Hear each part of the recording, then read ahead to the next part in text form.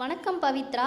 Budget தாக்கல் செய்ததை தொடர்ந்து மூன்றாவது நாளாக இன்று சட்டப்பேரவையானது கூடுகிறது. குறிப்பாக இன்றைய சட்டப்பேரவை நிகழ்ச்சியை பொறுத்தவரையில் 2025-26 நிதிநிலை ஆண்டிற்கான பட்ஜெட் மற்றும் வேளாண்மை பட்ஜெட் மீதான பொது விவாதமானது இன்று தொடங்குகிறது. இன்று முதல் 4 நாட்களுக்கு இந்த விவாதமானது நடைபெற இருக்கிறது. குறிப்பாக கடந்த மார்ச் 14ஆம் தேதி தமிழ்நாடு அரசின் சார்பாக கடந்த இந்த 2025-26 நிதிநிலை ஆண்டிற்கான முழு பட்ஜெட்டையும் நிதியமைச்சர் தங்கம் தென்னரசு தாக்கல் செய்திருந்தார்.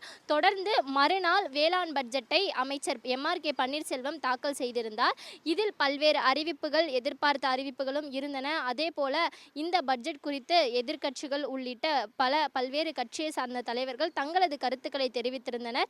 இந்த நிலையில் இன்றைய அவை கூடியவுடன் அவை நடவடிக்கையாக இன்று பொது விவாதமானது, இந்த பட்ஜெட் மீதான பொது விவாதமானது நடைபெற இருக்கிறது. குறிப்பாக இன்றைய சட்டப்பேரவை நிகழ்ச்சிகளை பொறுத்தவரையில் அவை கூடியதும் அவை நடவடிக்கையாக முன்னதாக மறைந்த சட்டப்பேரவை உறுப்பினர்களுக்கு இலங்கை குறிப்பானது வாசிக்கப்பட இருக்கிறது.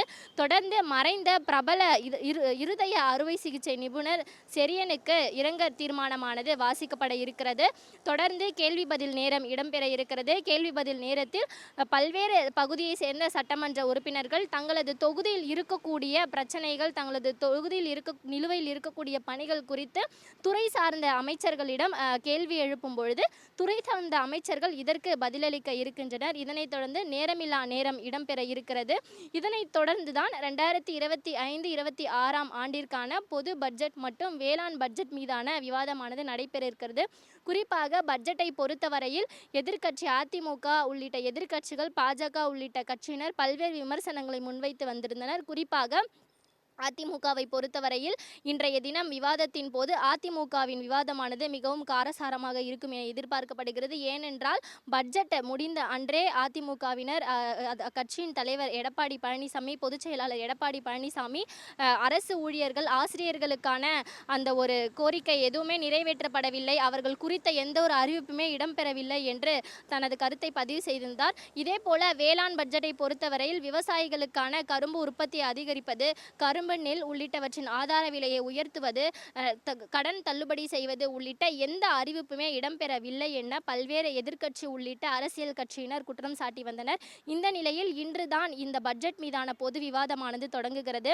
இன்றைய பொது விவாதத்தில் பல்வேறு பாஜக, அதிமுக உள்ளிட்ட எதிர்க்கட்சிகள் தங்களது வலுவான கருத்துக்களை முன்வைக்க இருக்கின்றன. எனவே இன்றைய இந்த பொது விவாதமானது மிகவும் முக்கியமானதாக தான் பார்க்கப்படுகிறது.